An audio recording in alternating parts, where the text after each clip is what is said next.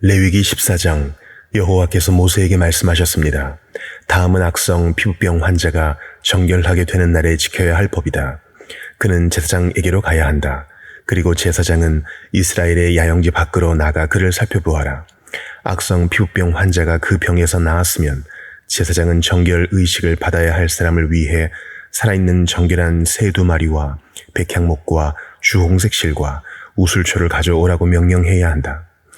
제사장은 새들 가운데 1마리를 샘물이 담긴 토기 위에서 잡으라고 명령해야 한다. 그는 나머지 1마리의 새를 산채로 백향목과 주홍색 실과 우슬초와 함께 가져와 샘물과 섞은 죽은 새의 피에 찍어서 그것을 악성 피부병에 걸렸다가 정결하게 되려는 이에게 7번 뿌리고 그를 정결하다고 선언해야 한다.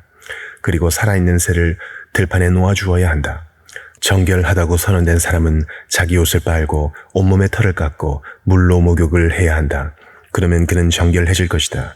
그 후에 그는 이스라엘의 야영지 안으로 들어갈 수 있을 것이나 자기의 장막 밖에서 7일 동안 지내야 한다. 그는 제7일에 머리의 모든 털을 깎아야 한다. 곧 그는 수염과 눈썹과 머리카락 모두를 깎아야 한다. 그는 자기 옷을 빨고 물로 목욕해야 한다. 그러면 그는 정결케 될 것이다. 제8일에 그는 흠없는 어린 순양 2마리와 1년 된 흠없는 암양 1마리와 올리브 기름을 섞은 고운 가루 10분의 3 에바와 1록 분량의 올리브 기름으로 곡식 제물을 준비해야 한다. 그를 정결하다고 선언한 제사장은 정결 의식을 받아야 할 사람과 그의 예물들을 회막문 앞 여호와 앞에 두어야 한다. 제사장은 어린 순양 2마리 가운데 1마리를 끌어다 1록 분량의 올리브 기름과 함께 속건 제물로 드리며 그는 여호와 앞에 그것들을 흔들어 바치는 예물로 드려야 한다. 그는 속죄물과 번제물을 잡는 거룩한 장소에서 그 어린 순양을 잡아야 한다. 속죄제처럼 속건 제물은 제사장에게 속한다. 그것은 가장 거룩한 것이다. 제사장은 속건 제물의 피를 조금 가져다 정결 의식을 받고 있는 사람의 오른쪽 귓불과 오른쪽 엄지손가락과 오른쪽 엄지발가락에 발라야 한다. 제사장은 1록의 올리브 기름을 가져다 자기 왼쪽 손바닥에 붓고 오른손 검지손가락으로 왼손 바닥 위에 있는 올리브 기름을 찍어 여호와 앞에서 7번을 뿌린다. 제사장은 자기 손바닥에 남아있는 올리브 기름을 정결 의식을 받고 있는 사람의 오른쪽 귓불과 오른쪽 엄지손가락과 오른쪽 엄지발가락 곧 보상의 예물의 피가 이미 묻어있는 곳에 발라야 한다.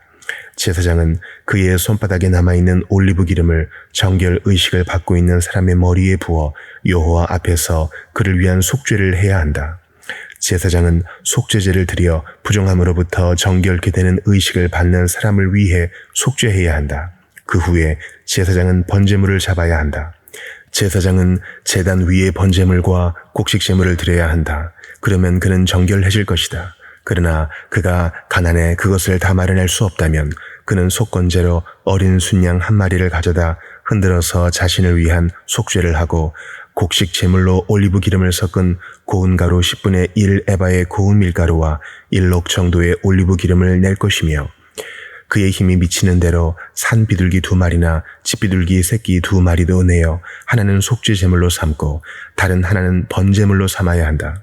제8일에 정결 의식을 하려면 그것들을 회막 문에 있는 제사장에게 가져가야 한다. 제사장은 속건제의 어린 양과 1록 정도의 올리브 기름을 받아서 그것들을 여호와 앞에서 흔들어 바치는 예물로 드려야 한다. 그는 속건제의 어린 양을 잡아서 피를 조금 가져다 정결 의식을 받는 사람의 오른쪽 귓불과 오른쪽 엄지손가락과 오른쪽 엄지발가락에 발라야 한다. 제사장은 자기 왼쪽 손바닥에 올리브 기름을 조금 붓고 오른쪽 손가락으로 왼쪽 손바닥에 올리브 기름을 찍어 여호와 앞에 7번을 뿌려야 한다. 제사장은 손바닥에 있는 올리브 기름을 속건 제물의 피가 묻은 곳, 곧 정결 의식을 받고 있는 사람의 오른쪽 귓불과 오른쪽 엄지손가락과 오른쪽 엄지발가락에 발라야 한다.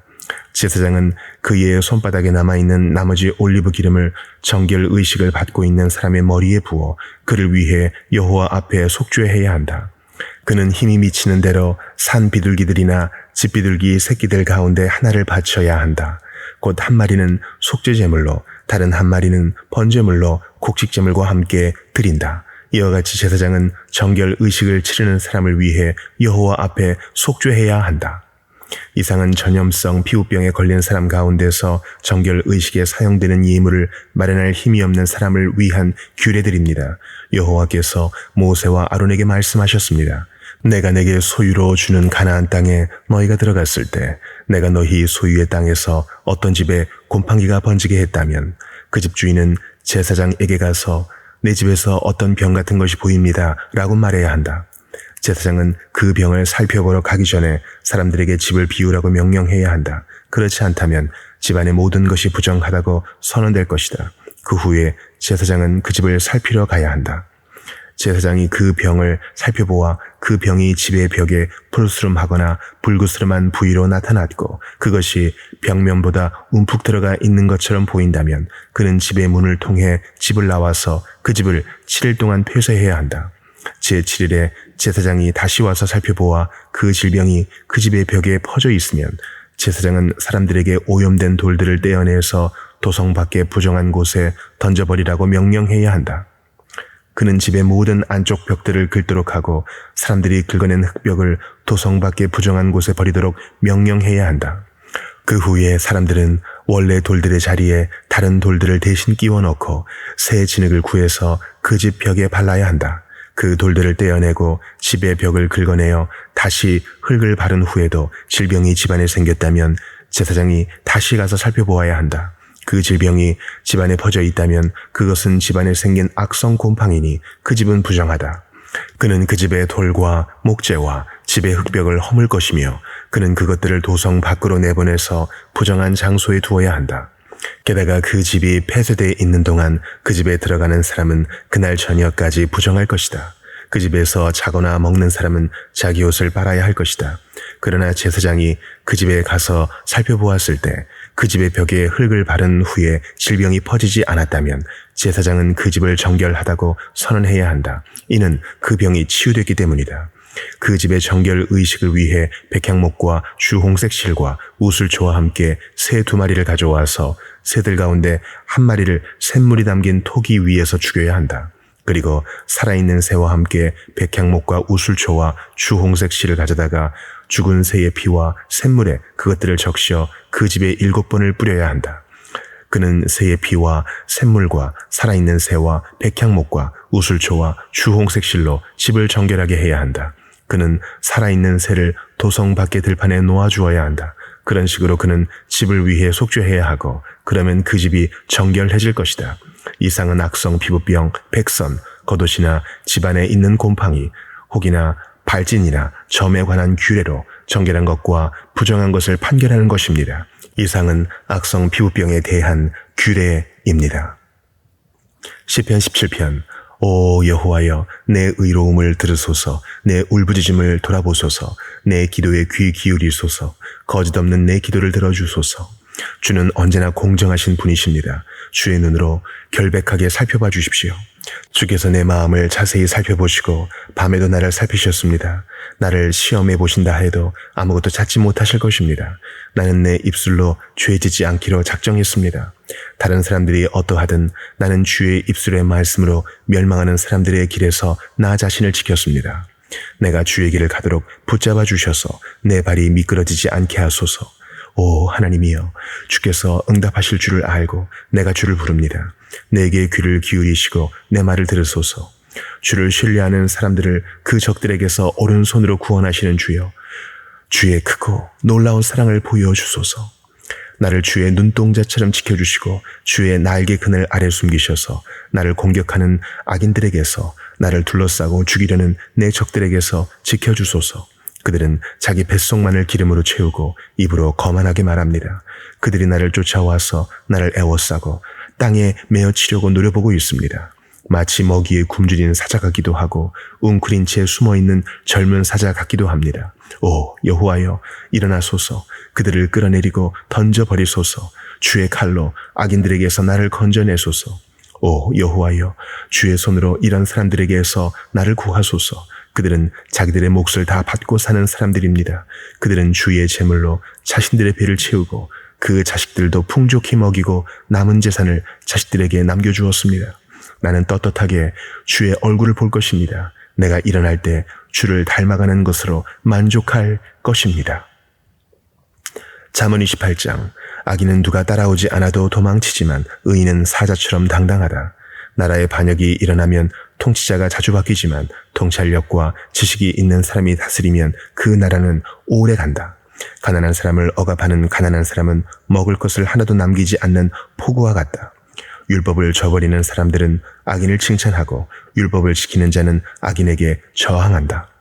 악한 사람은 공의를 이해하지 못하지만 여호와를 찾는 사람은 모든 것을 깨닫는다. 가난해도 올바르게 사는 사람이 추악하게 사는 부자보다 낫다. 율법을 지키는 사람은 지혜로운 아들이다. 방탕한 사람들과 사귀는 사람들은 그 아버지를 망신시킨다. 높은 이자로 자기 재산을 늘리는 것은 결국 가난한 사람을 불쌍히 여기는 사람을 위해 모으는 셈이 된다. 율법을 듣지 않고 귀를 돌리는 사람은 그 기도조차 가증스럽다. 의인을 악한 길로 가게 하는 사람은 자기 구덩이에 자기가 빠지지만 정직한 사람은 복을 받게 된다. 부자는 스스로 지혜롭다고 하지만 가난해도 지각 있는 사람은 그 속을 꿰뚫어 본다. 의인이 기뻐할 일이 생기면 큰 영광이 있지만 악인이 일어나면 사람들은 숨는다.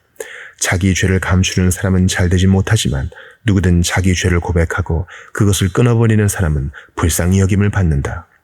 여호와를 항상 경외하는 사람은 복을 받지만 마음이 완고한 사람은 고난에 빠진다. 가난한 백성을 다스리는 악한 통치자는 울부짖는 사자나 굶주린 곰과 같다. 지각 없는 통치자 역시 극심한 억압자지만 탐욕을 싫어하는 사람은 오래 살 것이다. 피를 흘린 죄가 있는 사람은 죽을 때까지 도망자 신세가 된다. 아무도 그를 도와주지 못하게 하여라. 올바르게 사는 사람은 구원을 얻을 것이요 악하게 사는 사람은 갑자기 넘어질 것이다. 자기 땅을 잘 일구는 사람은 풍성한 양식을 얻지만 헛된 것을 좇는 사람은 가난에 찌들 것이다. 성실한 사람은 복을 많이 받지만 벼락부자가 되려고 애쓰는 사람은 벌을 면치 못한다. 사람에 따라 차별하는 것은 좋지 않으니 사람은 한 조각 빵 때문에 죄를 지을 수 있기 때문이다. 벼락부자가 되려는 사람은 죄악의 눈이 어두워 가난이 자기에게 닥칠 것을 깨닫지 못한다. 바르게 꾸짖는 사람이 결국에는 아첨하는 사람보다 더 많은 총애를 받는다. 자기 부모의 것을 억지로 빼앗고 죄가 아니다 라고 하는 사람은 살인자와 한패거리다. 마음이 교만한 사람은 분쟁을 일으키지만 여호와를 의지하는 사람은 삶이 윤택해진다. 자기를 의지하는 사람은 어리석은 사람이나 지혜롭게 사는 사람은 구원을 얻는다.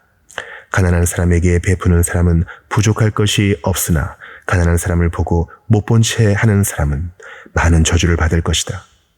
악인이 일어나면 사람들은 숨지만 그가 망하면 의인은 많이 나타난다. 데살로니가 후서 2장. 형제들이여, 우리 주 예수 그리스도께서 오실 것과 우리가 함께 그 앞에서 모일 것에 관해 여러분에게 간청합니다. 여러분은 영으로나 말로나 혹 우리에게서 받았다고 하는 편지로나 주의 날이 임박했다고 생각하고 쉽게 동요하거나 놀라지 마십시오. 아무도 여러분을 어떤 방식으로든 속이지 못하게 하십시오. 이는 먼저 배교하는 일이 발생하고 불법의 사람 곧 멸망의 아들이 나타나지 않는 한 그날은 오지 않을 것이기 때문입니다. 그는 신이나 혹은 경배의 대상이라고 일컬어지는 모든 것을 대적해 자신을 높이고 하나님의 성전에 앉아 자신을 하나님이라고 주장할 것입니다. 내가 여러분과 함께 있을 때 여러분에게 이런 말을 한 것을 기억하지 못하겠습니까?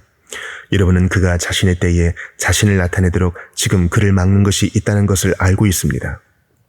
불법의 비밀은 이미 활동하고 있습니다. 다만 지금 저지하는 자가 있어 그가 물러날 때까지는 그렇게 할 것입니다. 그때의 불법자가 자신을 드러낼 것이나 주 예수께서 그분의 입기운으로 그를 제거하시고 오셔서 나타나심으로 그를 멸망시키실 것입니다. 그 불법자는 사탄의 활동을 따라 나타나서 갖가지 능력과 거짓 표적들과 기적들과 모든 불의의 속임수와 함께 멸망받을 사람들에게 이를 것입니다. 이것은 그들이 구원을 얻기 위해 진리의 사랑을 받아들이기를 거부했기 때문입니다. 그러므로 하나님께서는 미혹의 영을 그들에게 보내셔서 그들로 거짓된 것을 믿게 하십니다.